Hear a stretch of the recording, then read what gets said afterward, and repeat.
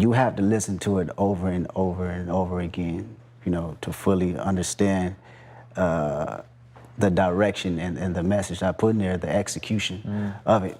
And I want you to do that. You know, I want to challenge the way you think and challenge the way you take in music.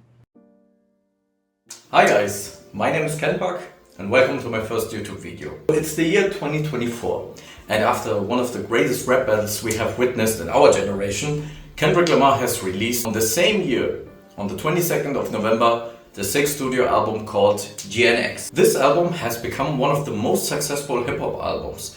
It has broken many records and also received many awards, but see, there was just one thing that has bothered me the whole time. And I thought to myself, we're talking about Kendrick. He is not just a rapper, he is also an artist. And when we talk about artists, they have something special in their craftsmanship. And this time, it couldn't get out of my mind that it is said that GNX is just a hip-hop banger album. I think there is more than that. Because you have to keep in mind that GNX is the first project of Kendrick Lamar without TDE and only, let's call it a solo project from pgLang. And pgLang is number 15 on the most innovative companies in the world 2025. That was the point when I said to myself, this can be not just a hip-hop album. What if I told you GNX had a concept, a hidden concept? What if I told you GNX had a hidden message? And what if I told you that I have found in this album the release date of the next album? Alright, I get it, so some people may call me crazy for that, but just hear me out, watch the video till the end and let me show you how I have done the work by using methods that Kendrick has already used in his past albums and past songs. Because GNX is not an album to give you just some good songs to listen to. You have always the same struggle that Kendrick has in his whole career. Good versus evil. God versus Lucifer. But without further ado, let's get first into the story of GNX. Random disclaimer.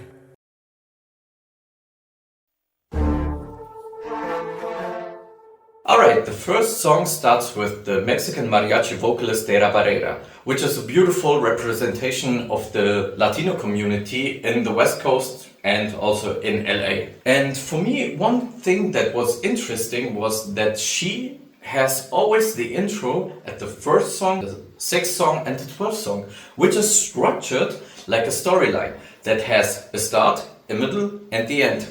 The same element you can see in Mr. Morale and the Big Steppers when Sam Dew did the intro of the songs United in Grief, Count Me Out and the outro of Mother I Sober. The music of Whacked Out Murals sounds very dark, powerful and intimidating. It sounds like a villain entering the battle stage. The song is about Kendrick being confused and frustrated of the things that happened to him in 2024. Meaning, he was announced as the leading performer of the Super Bowl halftime show and also somebody, let's call him a nobody, vandalized the mural dedicated to Kendrick. Just put yourself in the position of Kendrick. You are on top of the world. You have proven the whole world that you are the greatest rapper alive. How have been the reactions? Most of us were happy about this. But there's a certain reason why Kendrick has name-dropped two rappers. One is his hip-hop uncle, Snoop Dogg, and the other one, the legend Lil Wayne. Snoop posted tailor-made, I prayed it was the edibles. I couldn't believe it, it was only right for me to let it go. But how could Snoop Dogg post TaylorMade Freestyle on his IG? But that's the difference between Snoop Dogg and Lil Wayne. When he was talking about Snoop Dogg, he was telling him, alright, I've got a great relationship with him, but it's only for me being Mr. Morale or a good person and let this thing go. But in Lil Wayne's case, well, to me, when you asked me, he was very petty about this, he was very salty, that he wasn't not the one in Louisiana who was performing that. But actually, as much as I respect Weezy as a legend, he cannot perform.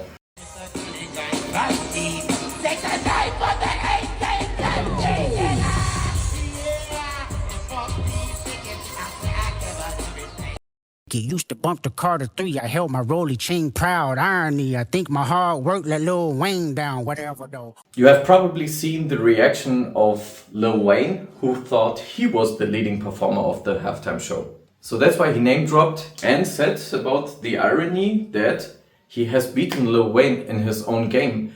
But what does he mean with the irony? It's the work ethics. A moment in the studio with Wayne, me and J-Rock in the studio with Wayne. I never told Wayne this.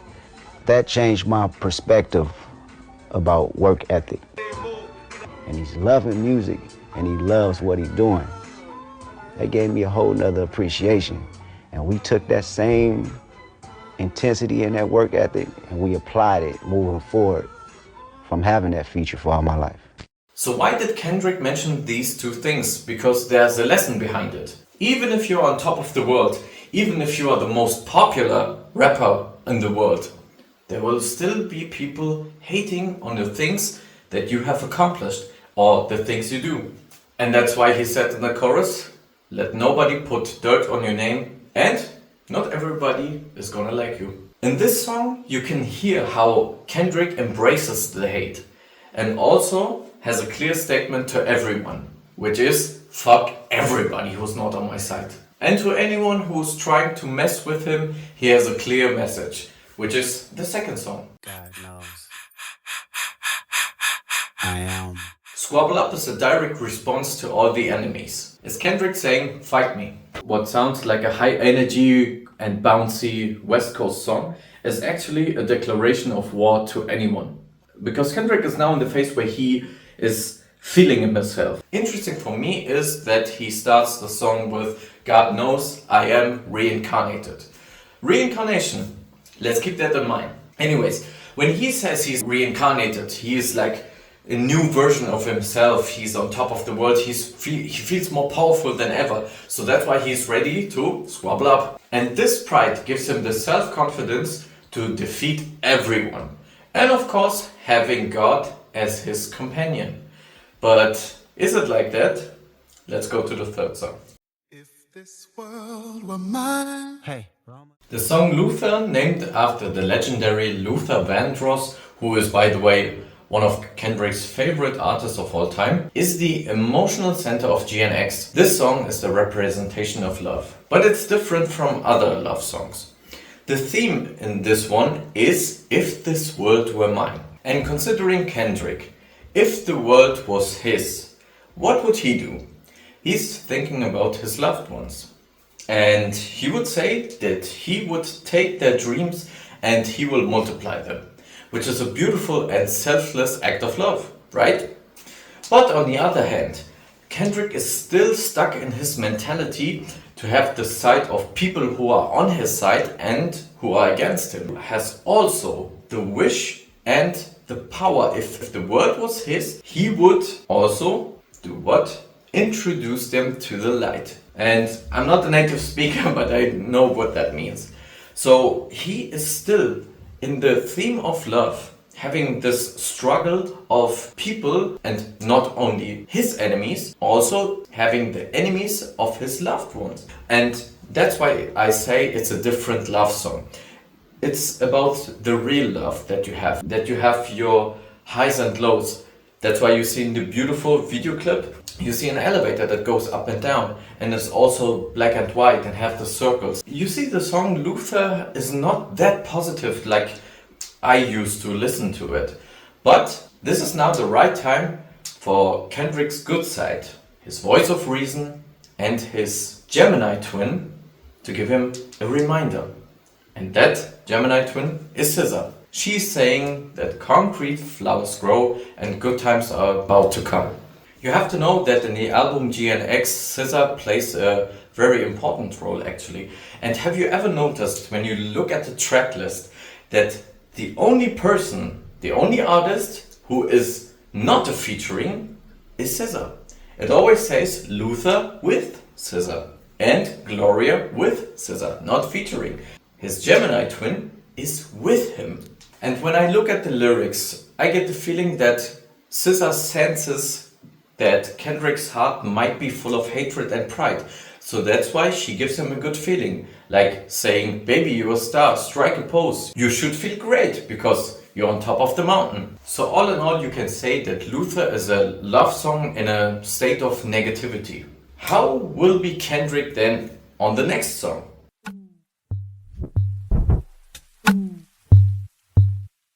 Song number 4 is Man at the Garden. Critics and fans are already calling this song Kendrick's One Mic.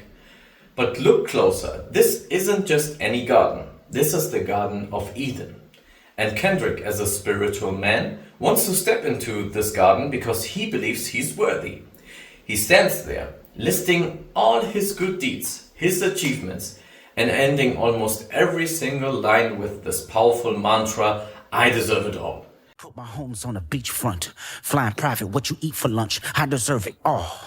Keep my name by the world leaders, keep my crowds loud inside a beast, I deserve it all. More money, more power, more freedom, everything heaven allowed us, bitch, I deserve it all. And look, as a fan of his music, I totally agree. He deserves all of that and more. But just don't get me wrong when I say this song is a trap for the listener.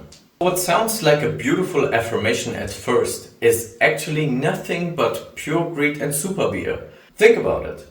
Kendrick is known for being a humble rapper. I mean, one of his biggest anthems is literally called Humble. So that was the exact moment where things started to feel off for me. Why would someone like Kendrick suddenly need to validate himself by listing his good deeds? And at the third part, he shifts the focus. He stops talking about what he deserves and starts talking about the people around him, from his mother all the way to his kids. Put a smile on my mama. Good health and good karma, yeah, she deserves it all. A better life for my daughter made my son take it further than his father, yeah, he deserves it all. Sounds selfless, right? Sounds like the Kendrick we know. But the exact moment when he mentions God, claiming God whispered, "You deserve it all," into his ear, his tone changes. His voice gets angry and aggressive. Keep these bitch niggas away from me. Keep all my blessings faithfully. Keep my essence contagious. That's okay with me. I burn this bitch down. Don't you play with me and stay with me. I'm crashing out right now. No one's safe with me. I did it with integrity and niggas still try hate on me. Just wait and see. More blood be spilling. It's just paint to me. And he closes the track with the heavy question, tell me why you think you deserve the greatest of all time. I see this line as a massive double entendre. On one hand, it's a direct message to every other rapper out there questioning why they think they deserve that crown. But on the other hand, it's a question directed straight to us, the audience. Tell me why you deserve to have the greatest of all time, to have me. From now on, I really hope you noticed the false pride that Kendrick has right now. But we don't know where this is going.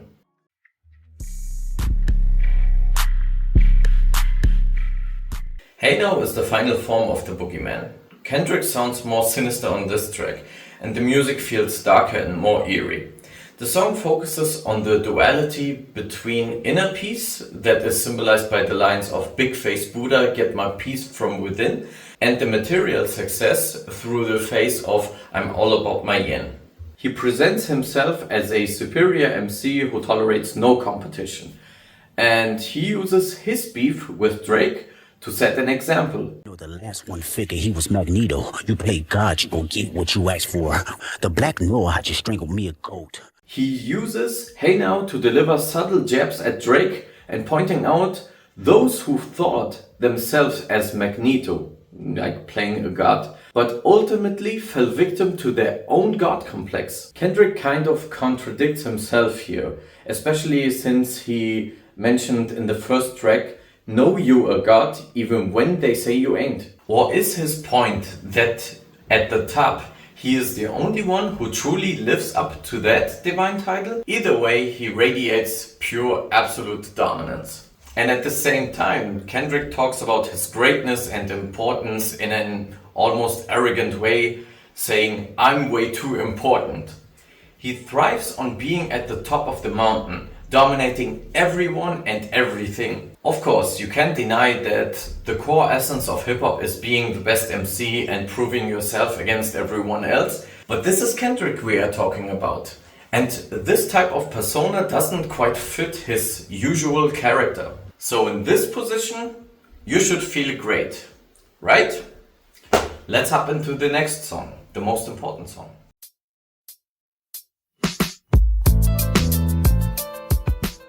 Okay, hands down, Reincarnated is loved by many people and it says it's a beautiful storytelling.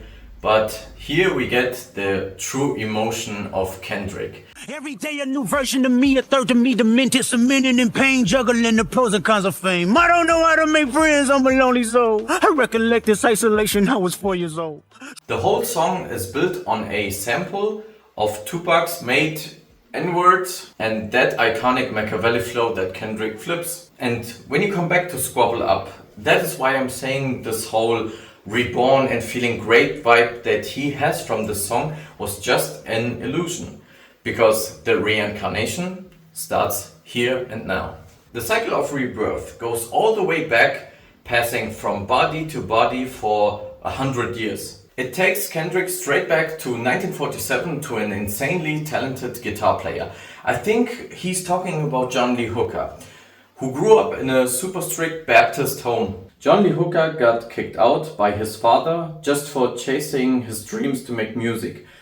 But he ended up becoming one of the biggest names in R&B. Gifted as a musician, I play guitar on a grand level. The most talented where I'm from, but I had to rebel. I found myself with a pocket full of money and a whole lot of respect. While the record business loved me, I was head of rhythm and blues. The women that fell to their feet, so many to choose. But I manipulated power as I lied to the masses. Died with my money, gluttony was too attractive. Reincarnated. And here you have the first lesson of the song.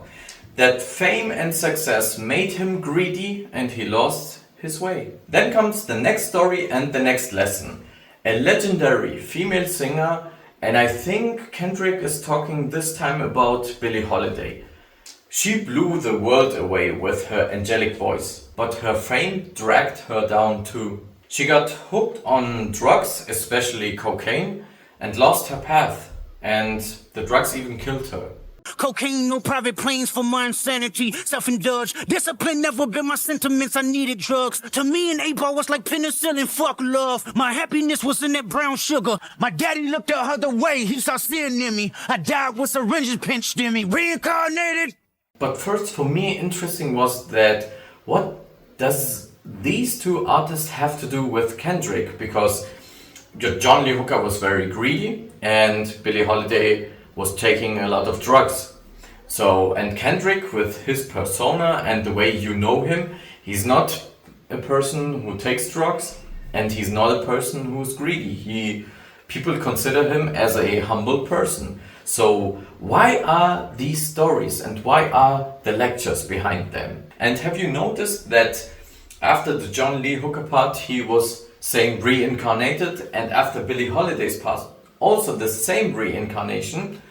So now it changes to the third part.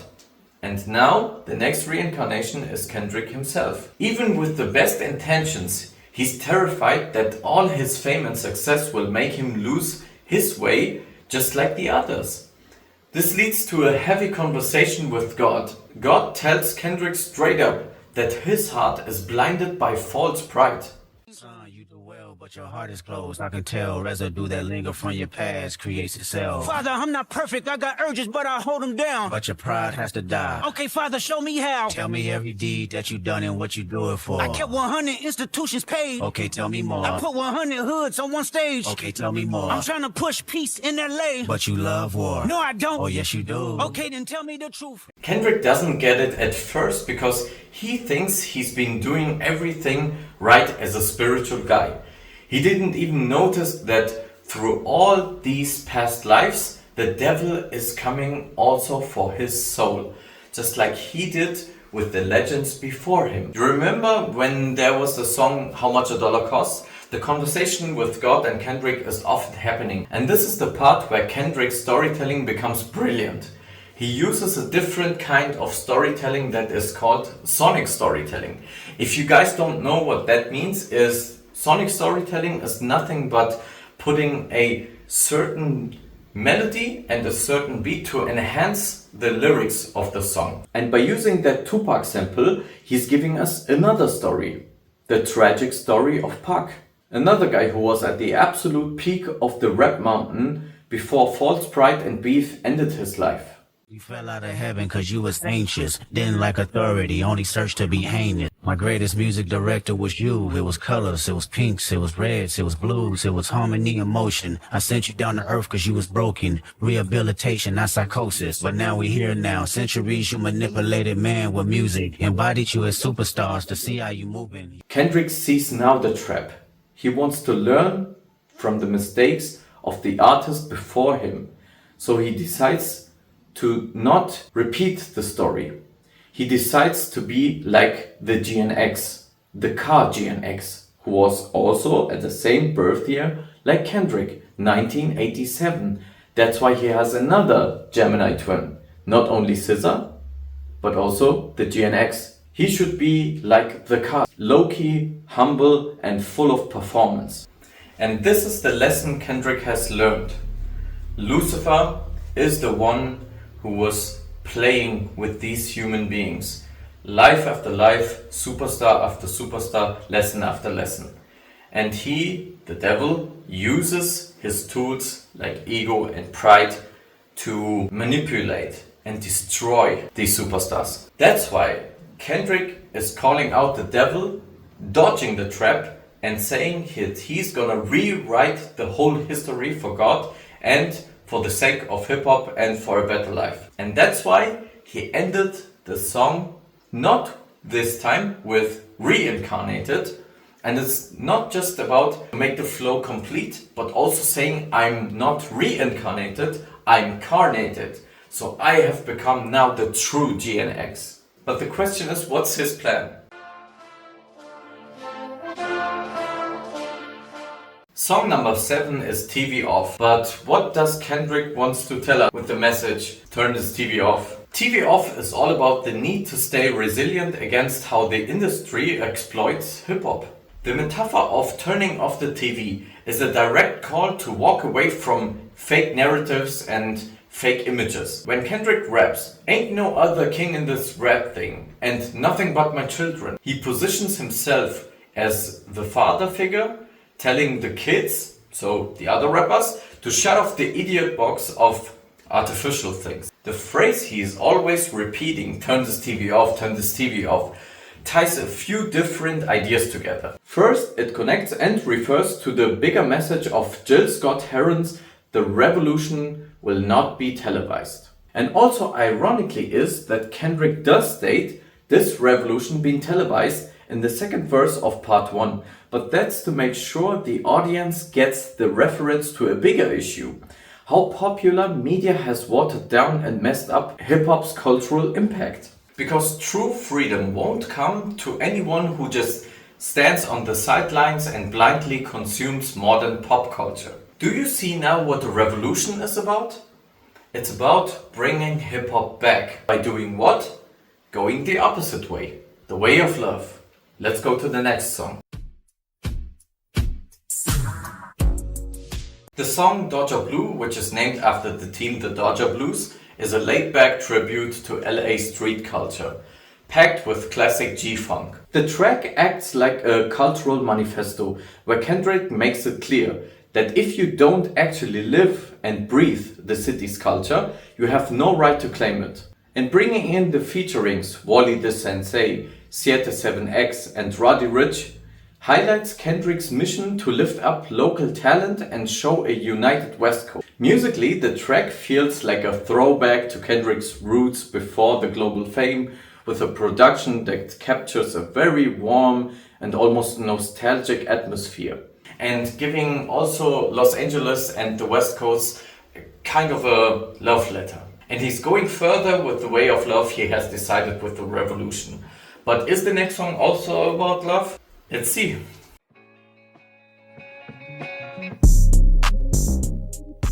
The next song, Peekaboo. Yeah, the song title says it. The Boogeyman is back. Peekaboo is an interesting song. On one hand, it sounds very funny. On the other hand, it could be threatening. It is described as a mix of eccentric wit and straight up menace. Kendrick comes off super paranoid on this track. He's still showing out as the living boogeyman, even though he's pushing for a hip-hop revolution and claims to have left his pride behind. He's still ready to attack the competition, because he didn't forget the core essence of rap. That means if you come at him, He's not turning the other cheek. The song quite stands out because he almost contradicts his mission to do good things, but I will definitely come to that later.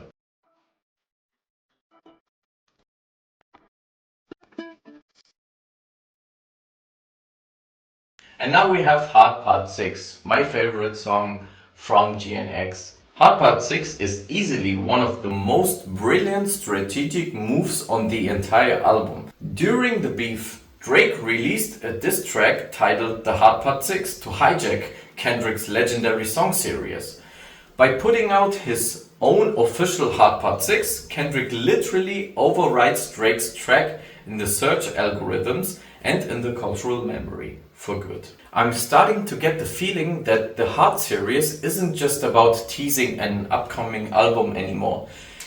It's his space to get things off his chest and to talk about what's truly on his heart. It's a nostalgic look back at the time with TDE and the supergroup Black Hippie, with J-Rock, Ab-Soul and Schoolboy Q. He finally explains why the group never dropped a full album, rapping, "Black Hippie didn't work because of me. Creatively, I moved on with new concepts and reach." So he takes full responsibility for why the project fell through, making it clear it wasn't out of malice, but simply because of his own artistic evolution. So the song plays out like an apology and straight up love letter to his brothers. So he is back on the way of love. And I have to put my favorite part of the song in this video.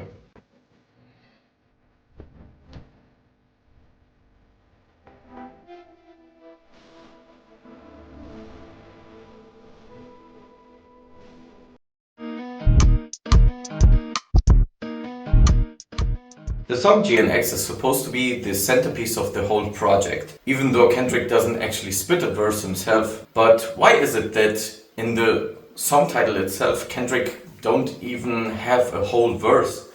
The reason is simple. The track gives a platform to rising LA rappers like Peso, Hida J3 and Young Threat, showing exactly how Kendrick steps into the role as a mentor and the protector of the whole West Coast tradition. And this is the philosophy and the revolution we were talking about. He puts this philosophy into his actual practice. He uses his clout to open the doors for the next generation. And that's it. That's the philosophy of Kendrick. Just not putting himself in the light and putting himself on stage. He actually gives the stage to others, to young rappers, to new generation, and also to expand the new goal, the new revolution that he has in his mind. So what is the last song about?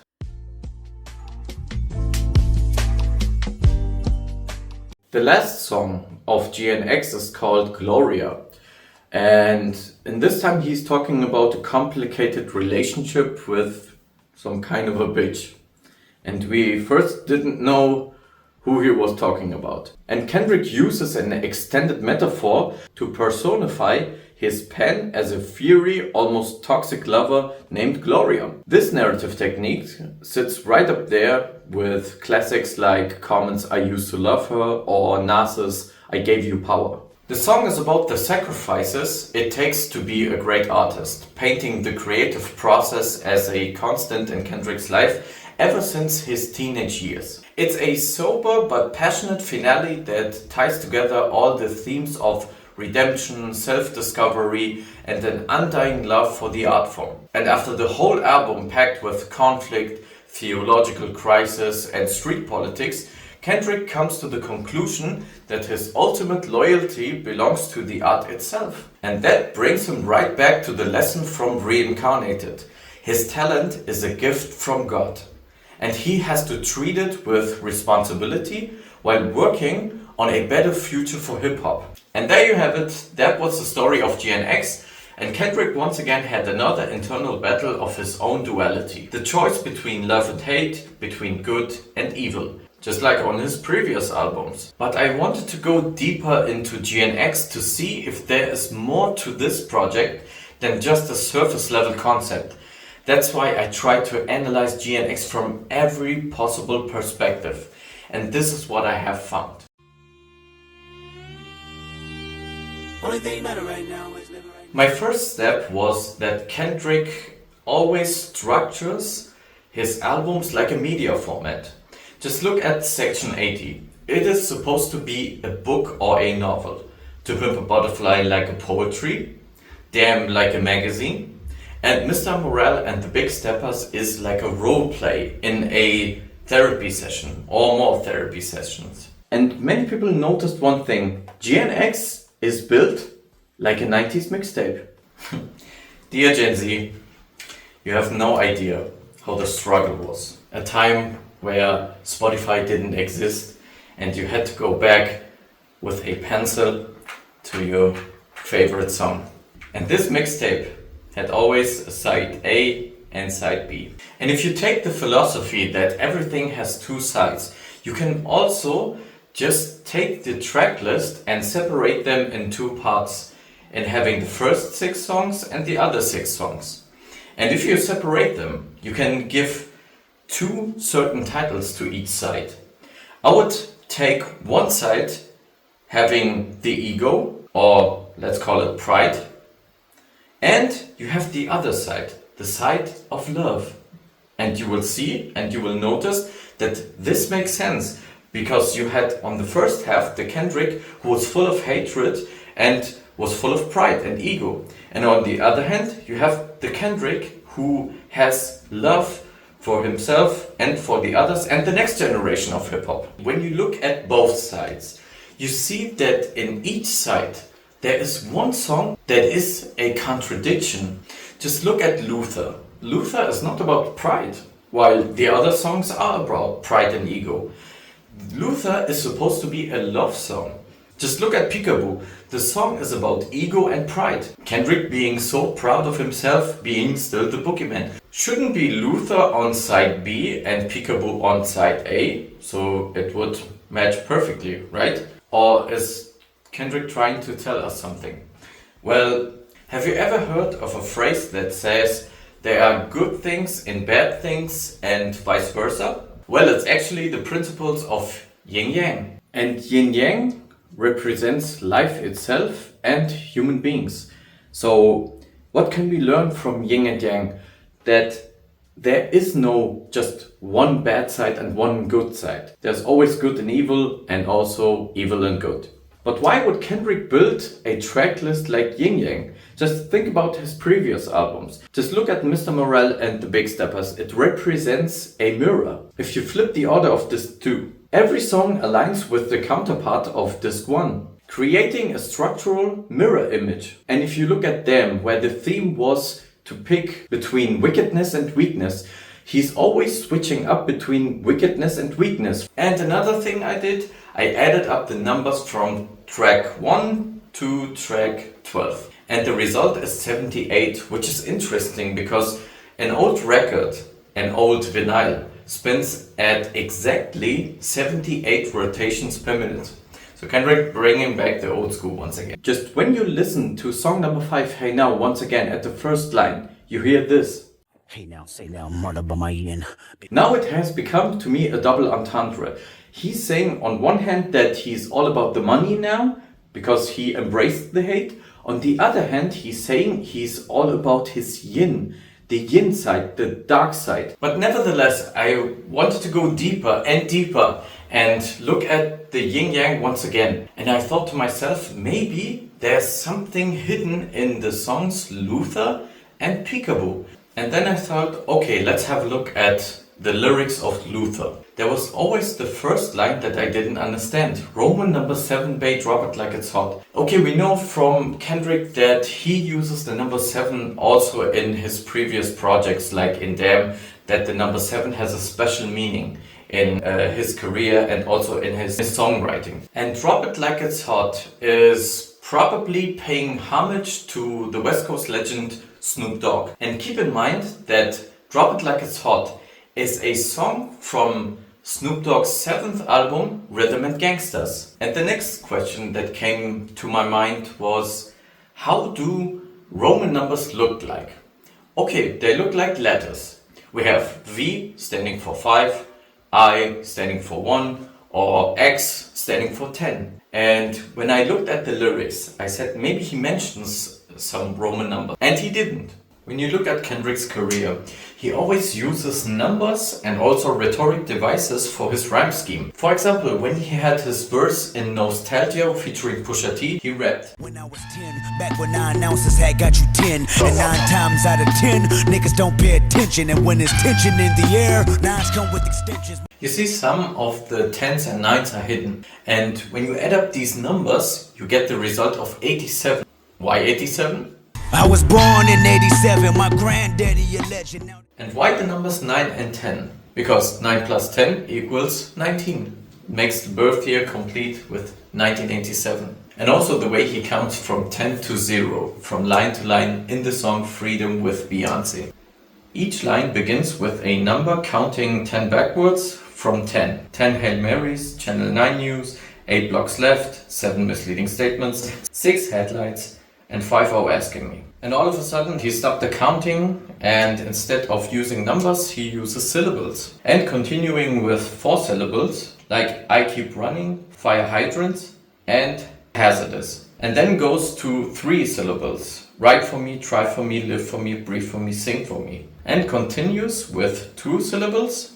Open our minds and open the streets. And the last one, the 1 syllable, it is I pray it forever reads. Not only that this I stands for 1 letter, it also stands for 1 number. And you can say as a Roman number also. Or you can take Kendrick's verse in Chains and Whips, where he uses alliteration of G and Gen.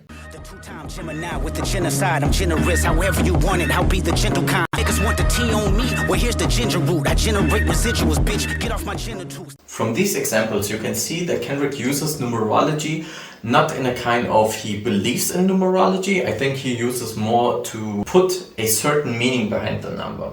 And just one thing about myself, in my spare time, whenever something weighs on my mind or I have to get things off my chest, I write down some few lines. And I also use rhetorical devices, and in some of my writings I have also some numbers who are just hidden or have a meaning like numerology.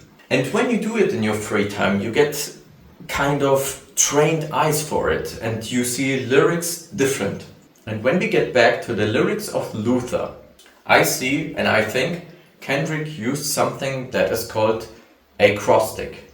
If you don't know what acrostic means, if you take the first letter of every line and read them from top to bottom, you reveal a message. And let's look at the chorus of Luther.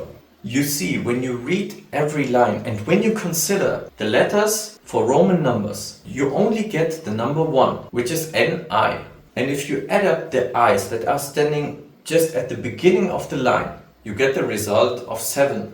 Just hear me out. Now that I've got the number 7, I want to know which is the next number. And just look at the way he said it. Roman number 7, baby. Drop it like it's hot. Drop it like it's the summer. Is it possible that it could be the next drop date? Okay, I've got now the number 7, but what does it stand for? Does it stand for the month of July? Or is it the day? Okay, I have to check out the next song. So I checked out Peekaboo and I tried to find some kind of stylistic devices that he used. No alliteration, no acrostic, nothing of it. But do you know what I have found? Do you know how many times he says peekaboo in the lyrics? 8 times. And when you look at the word peekaboo, and when you just look at the last 2 letters, the 2 O's, don't you think they look like a little bit like the infinity symbol? Why am I saying infinity symbol? Because also in numerology, the number 8 has a similarity to the infinity symbol and also stands in the number of numerology for that symbol. And now I have got 2 dates, 7 and 8. And I didn't know if he is gonna drop on the 8th of July or the 7th of August. Does it even make sense, the number 7 and 8? And actually it does. When you look at the number 7 and 8, they would make a perfect pair. Because in numerology, the number 7 stands for spiritual success, while the number 8 stands for material success. And these 2 successes is something that Kendrick has accomplished in the album GNX. Also an interesting fact is that he dropped the album GNX on the 22nd of November. In numerology, the number 22 is the master number.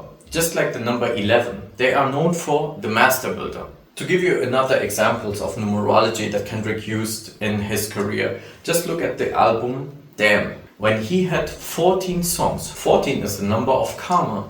And you remember in Damn, he was in the fight between wickedness and weakness.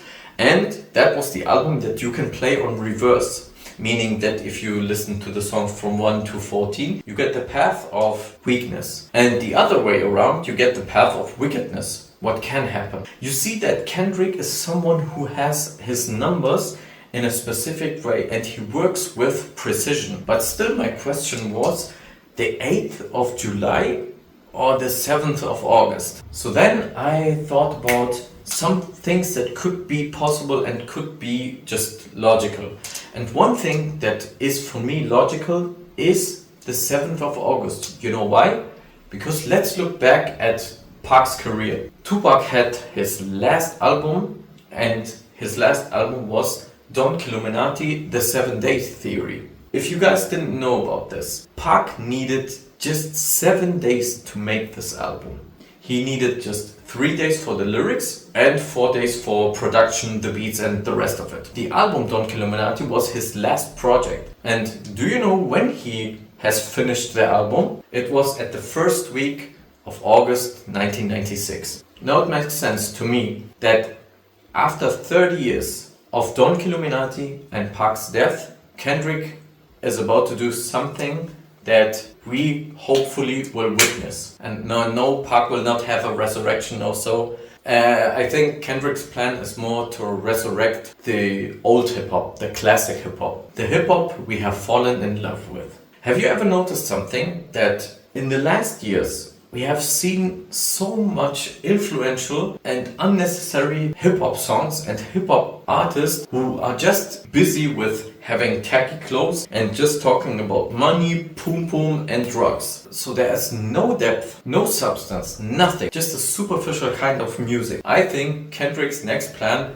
will not be having another rap battle with Drake, because there won't be no round twos. He will do something else. He would more bring as a hip-hop leader the new wave of hip-hop. The new old wave, let's say it like this. And if you ask me why this year, why 2026? Because there was this Christmas party from TDE last year and Kendrick's one of his colleagues and friends, Chef Boy. And not only that Kendrick himself confirmed that he's gonna drop this year an album, is also interesting.